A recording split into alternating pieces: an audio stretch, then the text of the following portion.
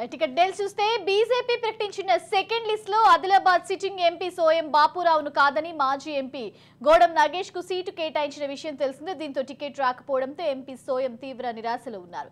ఇక నమ్మించి తనను మోసం చేశారని సోయం అనుచరుల దగ్గర ఆవేదన వ్యక్తం చేసినట్లు తెలిసింది.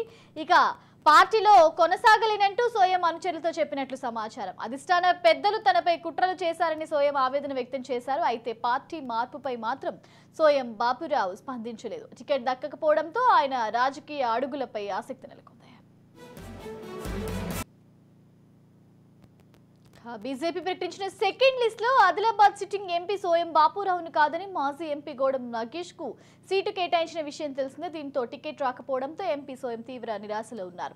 ఇక నమ్మించి తనను మోసం చేశారని సోయం అనుచరుల దగ్గర ఆవేదన వ్యక్తం చేసినట్లు తెలుస్తుంది. ఇక పార్టీలో కొనసాగలేనంటూ సోయం అనుచరులతో చెప్పినట్లు సమాచారం. ఇక అధిష్టాన పెద్దలు తనపై కుట్రలు చేశారని సోయం ఆవేదన వ్యక్తం చేస్తున్నారు.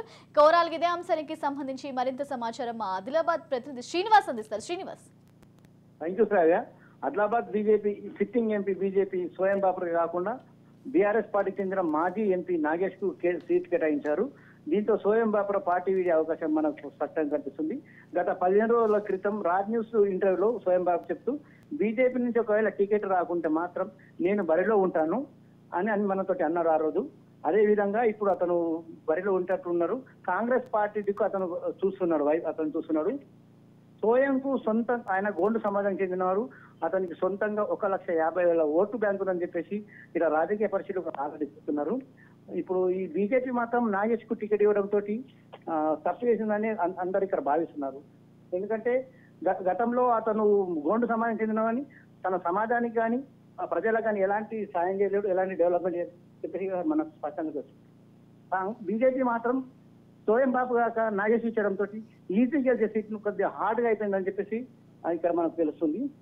ఇతను సోయం బాపురావు తన సొంతగా ఓటు బ్యాంకు పెట్టుకున్న మనిషి. ఇప్పుడు కాంగ్రెస్ కు పోతే మాత్రం బీజేపీ సీటు గెలుచుడు, సిట్టింగ్ ఉన్న సీటును వదులుకునే పరిస్థితి మొత్తం ఏర్పడుతుంది. Right, thank you Srinivas.